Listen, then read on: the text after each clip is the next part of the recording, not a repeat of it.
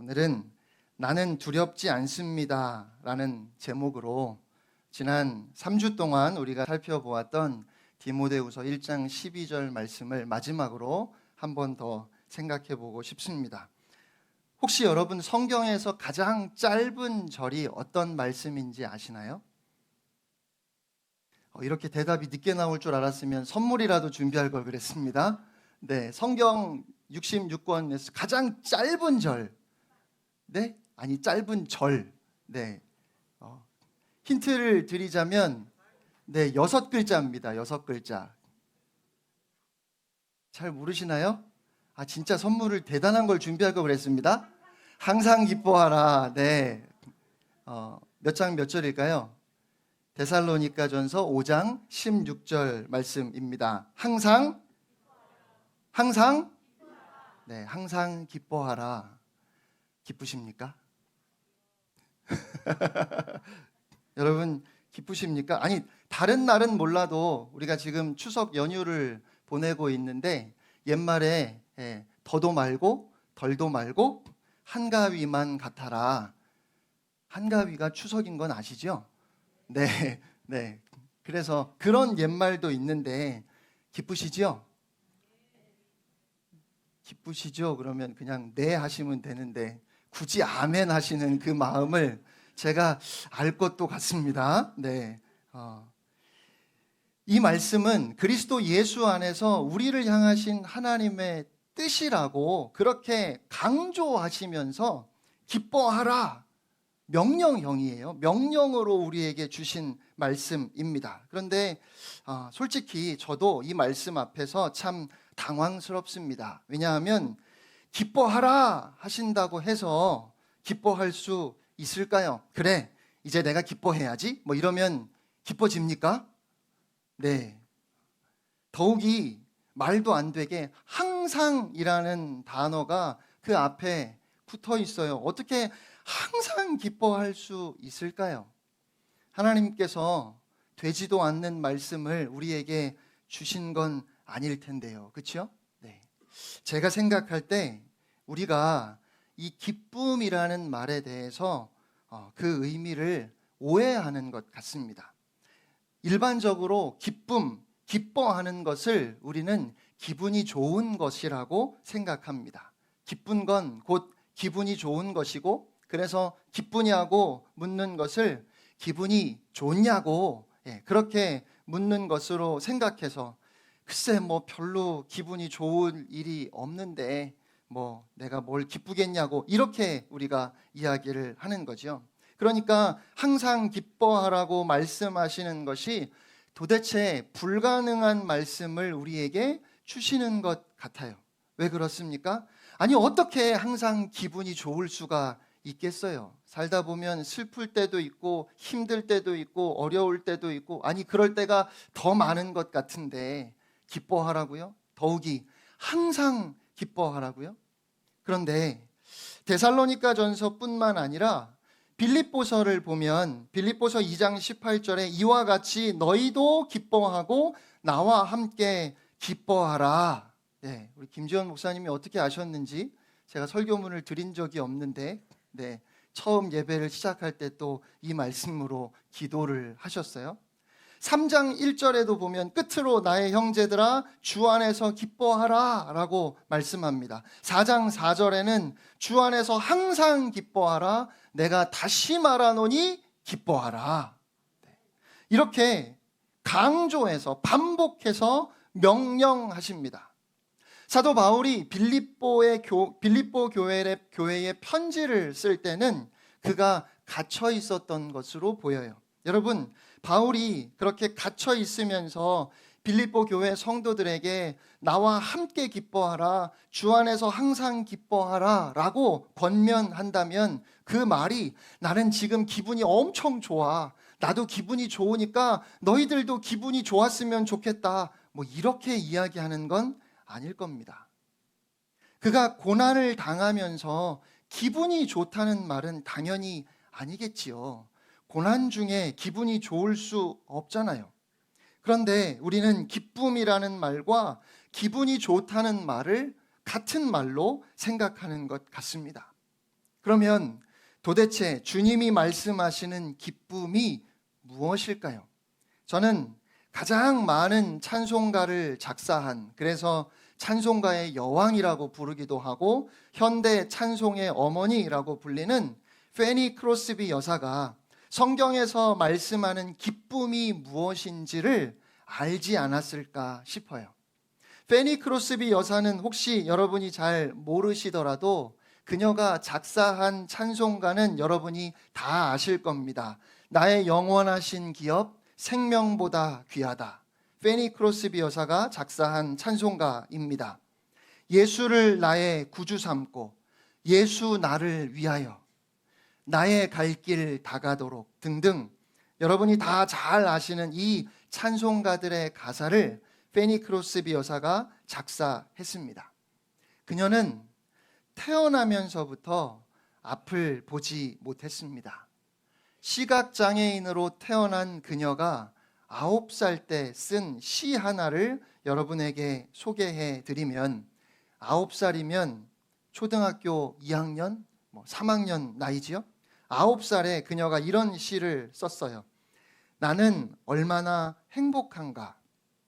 비록 앞을 볼 수 없지만 나는 이 세상에 사는 동안 만족하며 살기로 마음을 정했으니 다른 사람들이 누릴 수 없는 얼마나 많은 복을 나는 받았는가.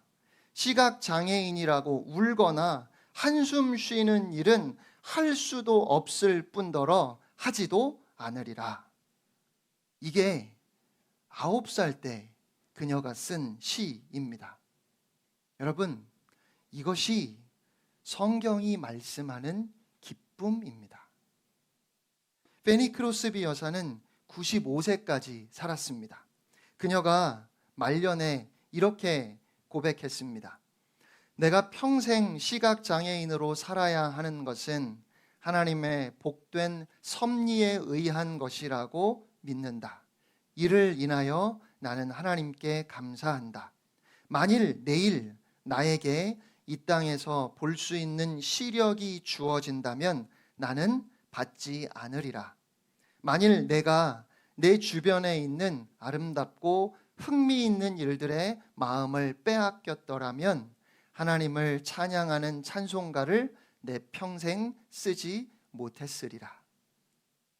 9살 때 어떻게 그런 고백을 할 수 있을까 싶은데 그녀는 만족하며 살기로 마음을 정했고 그것이 행복이라고 말했습니다.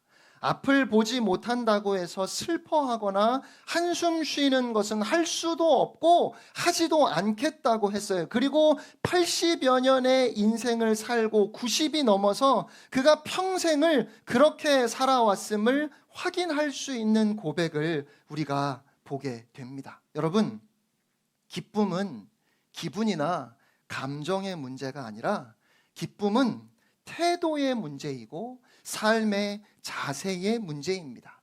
그래서 기뻐하라는 것을 명령으로 우리에게 말씀하실 수 있습니다. 기뻐하는 것이 감정의 문제라면 사람의 감정은 요구한다고 요구하는 대로 되는 것이 아니지요. 물론 감정 또한 우리가 조절해야지요. 그런데 내 마음대로 잘 되지 않으니까 그것을 잘 조절해야 한다고 말하는 것 아니겠습니까? 하지만 기쁨이 우리의 삶을, 이 세상을 어떻게 바라보는가 하는 관점의 문제이고 그래서 삶에 대한 우리의 태도, 자세의 문제라면 다시 말해서 내가 무엇을 바라고 있고 또 무엇을 나의 삶의 목표로 삼고 있는지의 문제라면 주님이 우리에게 항상 기뻐하라 명령하시는 것은 합당하고 우리는 그런 주님의 말씀에 순종할 수 있는 것입니다. 사랑도 마찬가지입니다. 여러분, 사랑이 뭐예요? 엄청 좋은 거. 이게 사랑인가요? 적당히 좋으면 그냥 좋은 건데, 그 어떤 한계를 넘어서면 여러분, 그러면 그것이 사랑일까요? 우리가 그렇게 사랑 역시 감정이고 느낌인 것처럼 생각합니다. 그런데 여러분 다 아시는 것처럼 아니지요. 성경이 사랑을 뭐라고 말씀하지요? 사랑이 뭡니까? 오래 참는 거예요. 사랑은 오래 참는 거예요. 고개를 끄덕끄덕 하시는 분들이 계셔요. 네. 사랑을 오래 해봤거든요. 그래서 오래 참으셨거든요. 사랑이 뭐예요? 친절한 게 사랑이에요. 시기하지 않는 것이 사랑이고 자랑하지 않는 것이 사랑입니다. 그러니까 사랑합니다 라는 고백에는 내가 앞으로 오래 참겠습니다.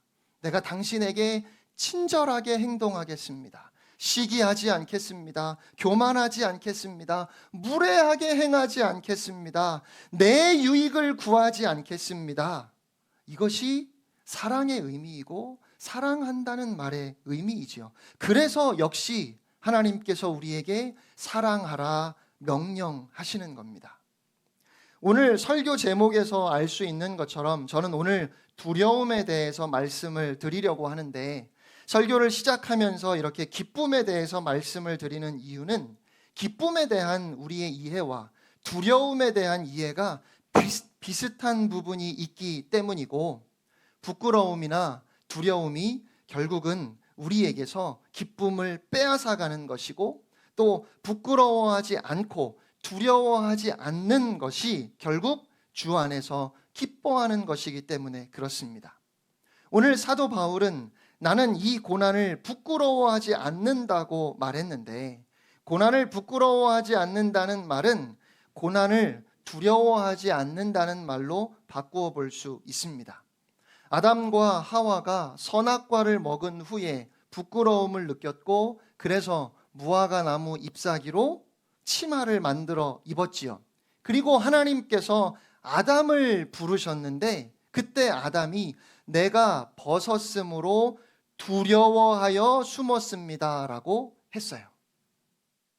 그렇게 부끄러움이 두려움을 만들어냈고, 그래서 고난을 부끄러워하지 않는다는 것은 고난을 두려워하지 않는다는 말과 일맥상통하지 않을까 싶습니다.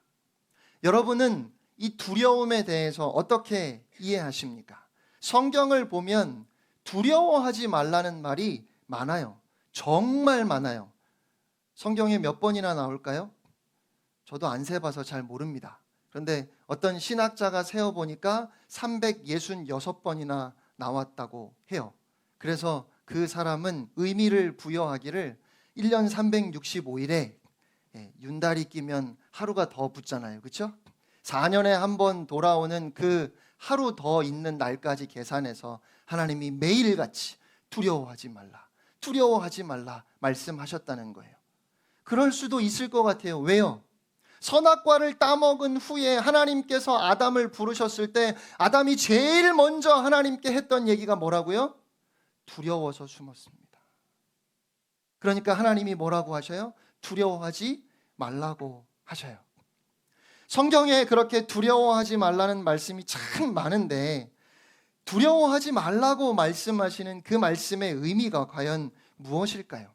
제가 생각하기에 두려움이라고 하는 감정이나 느낌은 아주 당연하고 건강한 반응입니다. 두려움은 주변에 위험이 닥쳤음을 우리에게 알려주는 어떤 경보음과 같기 때문에 그래요. 혹시 여러분 집에도 있으신지 모르겠어요. 제가 전에 살던 집에 스모크 디텍터, 연기를 감지하는 경보기가 달려 있었습니다. 화재를 빨리 알리기 위한 그런 장치예요. 그런데 집안에서 고기를 구워 먹으면, 특히나 삼겹살 같이 막 연기 많이 나는 고기를 구워 먹으면 그 연기 때문에 스모크 디텍터가 울리는 경우가 있습니다. 소리가 굉장히 세요. 아주 날카로운 소리로 경보음이 울리는데, 그러면 얼른 천장에 붙어 있는 그 디텍터를 떼서 전원을 꺼버립니다. 왜 그래야 될까요? 계속 고기를 구워 먹어야 되니까요. 그래서 아예 그 전원을 끈 채로 스모크 디텍터를 떼어 놓는 겁니다. 하지만 그렇게 귀찮다고 해서 그걸 떼어버리는 건 사실 위험한 일이지요. 저는 두려워하지 말라는 말씀이 경보기를 끄라는 말씀은 아니라고 생각합니다. 그러니까 우리가 어떤 일이나 상황에 대해서 두려움을 느끼면 안 되는 것은 아니에요. 여러분 중에 강아지가, 개도 아니고 강아지가 짖기만 해도 몸이 얼어붙는 분들이 계실 거예요. 네. 어렸을 때 개에게 물렸거나 그러면 충분히 그럴 수 있습니다. 저는 최근에 고소공포증이 생겼어요. 전에는 없었거든요. 군에서 훈련을 받을 때도 인간이 가장 공포심을 느낀다고 하는 5층 높이에서 뛰어내리는 것도 하나도 무섭지 않았고, 산꼭대기에서 밧줄 하나만 의지해서 점프하는 것도 얼마나 재밌었는지 몰라요. 그런데 원인은 잘 모르겠지만 요즘 제가 고소공포증이 생겼어요. 그래서 가끔 목양실을 올라가다가도 순간적으로 이렇게 두려움을 느낄 때가 있습니다. 그렇게 두려움을 느끼는 건 어쩔 수 없지요. 네, 무서운 상황에서 무서워하지 마. 그게 말이에요? 네. 무서운 건 그냥 무서운 거지요. 그건 일종의 위험 신호와 같습니다. 두려움이 우리로 하여금 조심하게 만듭니다. 위험이 가까이 있는데 그렇게 닥쳐오는 위험 앞에서 두려움을 느끼지 않는다면 글쎄요, 제가 생각하기에 그 사람은 용감하고 담대한 사람이라기보다는 고장난 사람입니다. 어떤 일에 우리가 두려움을 느끼는 것은 당연한 반응입니다. 지극히 정상적인 반응이라는 말이죠. 여러분, 바울은 하나도 두렵지 않았을까요? 내가 이 고난을 부끄러워하지 않는다고 말할 때 그에게는 두려움이 전혀 없었을까요? 워낙 많은 고난을 겪었기 때문에 이 정도는 아무렇지도 않다는 그런 의미에서 그는 고난을 받지만 부끄럽지 않다고 고백하는 것일까요? 아닐 겁니다. 제가 생각하기에 고난을 당해본 사람이 고난을 두려워합니다. 제가 아는 한 장로님이 항암 치료를 받으시는데 처음에 갈 때는 몰라서 그냥 담담하게 갔는데 2번, 3번 그렇게 계속 항암 치료를 진행하시면서 너무 두렵고 내가 다시는 못하겠다는 생각이 든다고 하시더라고요. 매를 맞아보지 않은 사람들은 매를 두려워하지 않아요. 하지만 매를 맞아본 사람은 매를 두려워하는 법입니다. 바울도 두려움 때문에 도망을 치거나 낙심한 적이 여러 번 있었습니다. 하지만 그럼에도 그가 부끄럽지 않다고 두렵지 않다고 말하는 것은 그 두려운 마음, 그 감정에 위축되어서 나는 뒷걸음 치지도 않을 것이고 멈추지도 않겠다고 하는 의지적인 선언입니다. 그리고 그것이 두려워하지 않는 것입니다. 우리가 하나님을 신뢰함으로 용기를 가지고 살아가는 것은 두려움이라는 감정이 없는 상태를 말하는 것이 아니라 두렵지요, 무섭지요. 그러나 그럼에도 불구하고 주저앉지 않겠다는 것이고 그럼에도 불구하고 다시 일어서서 앞으로 나아가겠다고 하는 고백이라는 말이죠. 존 버년이 쓴 철로 역정을 보시면 그 소설에 나오는 주인공의 이름이 크리스천입니다. 그가 힘들게 순례의 길을 가다가 어느 한 집에 이르게 되었습니다. 그 집 안에서 사람이 우리 집에 들어와서 좀 쉬라고 그렇게 손짓을 해요. 그런데 집으로 들어가려고 하다가 보니까 문 앞에 사자가 한 마리 있어요. 크리스천이 깜짝 놀랐습니다. 순간 너무 무서워서 몸이 얼어붙었어요. 발이 도대체 떨어지질 않습니다. 집 안에서는 들어오라고, 괜찮다고 들어오라고 하는데 입구에 사자가 있으니 들어갈 수가 없지요. 그런데 그 사람이 자세히 보라고 이야기를 해요. 그래서 자세히 보니까 사자가 사슬에 묶여 있어요. 그러니까 그 사자로부터 어느 정도의 거리만 유지하고 지나가면 이 사자가 크리스천을 공격할 수 있어요, 없어요? 공격은 하겠지요. 그러나 해칠 수 있어요, 없어요?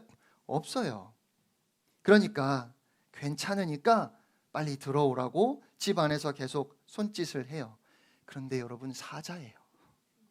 무슨 강아지도 아니고 개도 아니고 사자예요. 사자가 여러분 코앞에 있다고 한번 생각해 보세요. 아무리 묶여 있어도 사자인데 얼마나 무서워요. 이 크리스천이 도무지 다리가 후들거리고 발을 뗄 수가 없어요.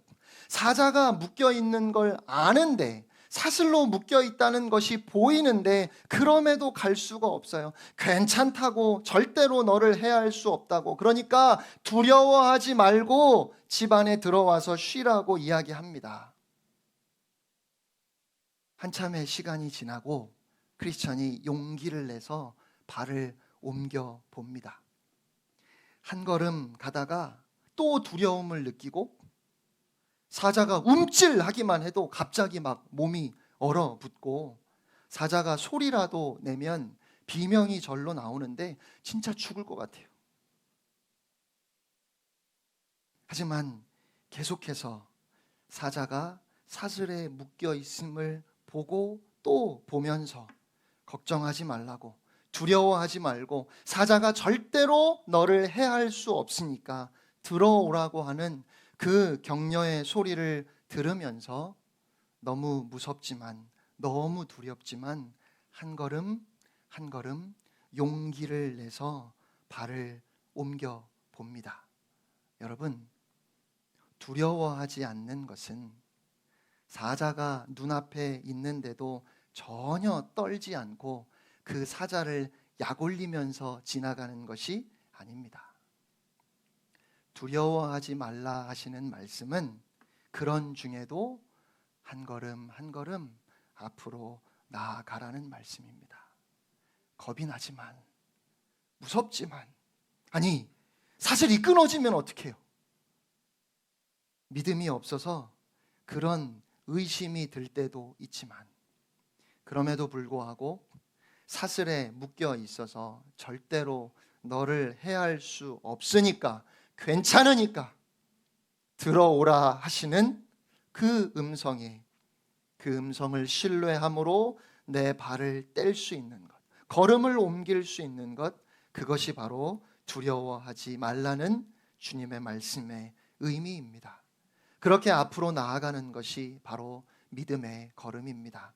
하나님께서 두려워하지 말라 말씀하실 때 바울이 내가 또 이 고난을 받지만 부끄러워하지 않는다고 고백할 때 그 말의 의미는 힘들고 어렵고 때로는 정말 두려운 이 세상 중에 그냥 마냥 좋아서 룰루랄라 하면서 살아간다는 것이 아닙니다. 무섭지요, 힘들지요, 두렵습니다. 당연합니다. 그러니까 두려워하지 말라는 말씀을 그렇게 여러 번 하시는 것 아니겠습니까? 그러나 내가 너와 함께 하리라, 내가 너를 붙잡아 줄 것이다, 그 무엇도 너를 향한 나의 사랑을 끊을 수 없고, 그 누구도 나에게서 너를 어찌할 수 없다 말씀하시는 그 하나님의 말씀을 믿고 앞으로 나아가라는 것입니다. 겁이 나서 한 발자국도 못 가겠어요.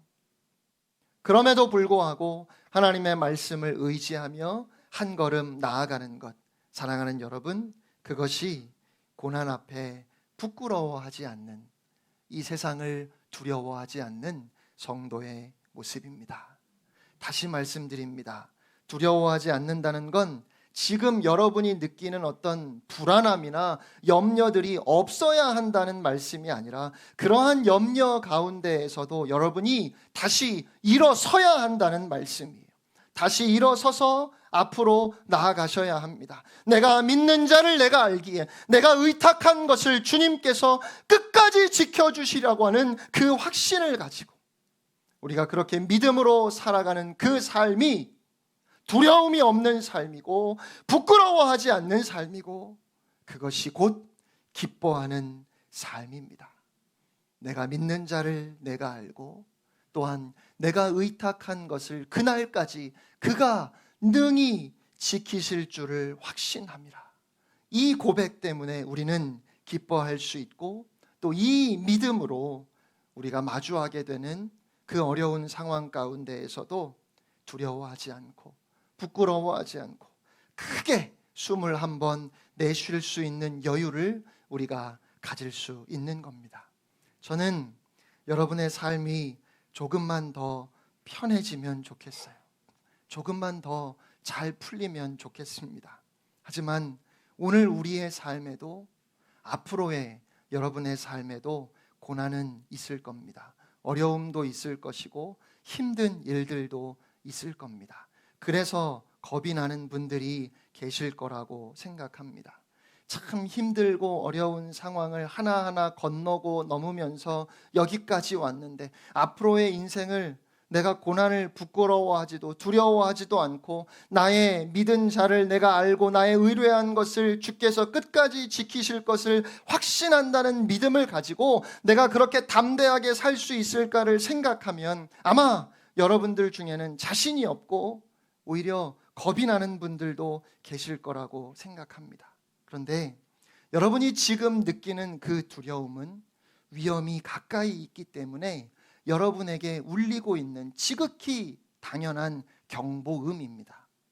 우리가 정말 경계해야 하는 것은 바로 그 경고음 때문에 우리가 움직이지 못하는 겁니다.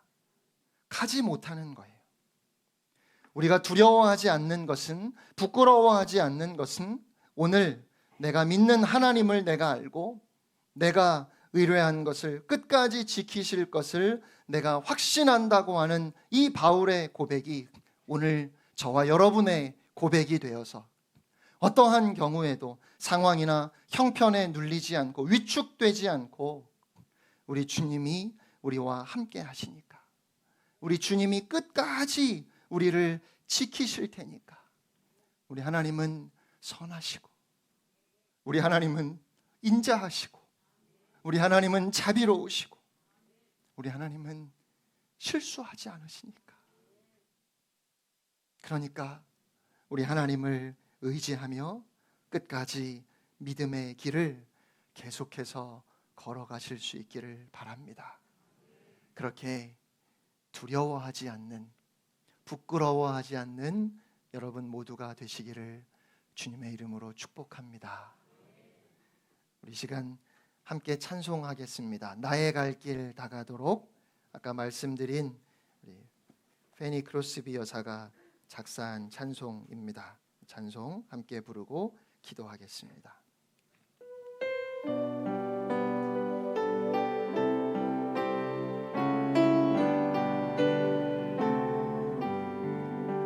나의 갈 길 다가도록 예수 인도하시니 내 주 안에 있는 긍휼 어찌 심하리요. 믿음으로 사는 자는 하늘 위로 받겠네. 무슨 일을 만나든지 만사 영통하리라. 무슨 일을 만나든지 만사 영통하리라. 나의 갈 길 다가도록 예수 인도하시니 어려운 일 당한 때도 족한 은혜 주시네. 나는 심히 고단하고 영혼 매우 가라나 나의 앞에 반석에서 샘물 나게 하시네. 나의 앞에 반석에서 샘물 나게 하시네. 나의 갈 길 다가도록 예수 인도하시니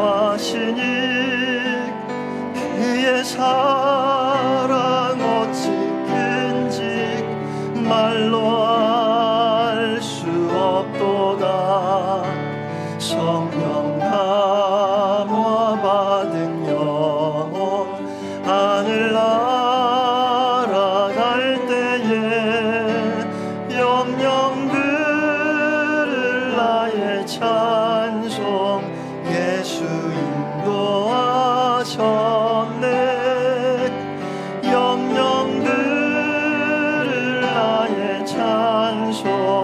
예수 인도하셔. 우리 시간 다 함께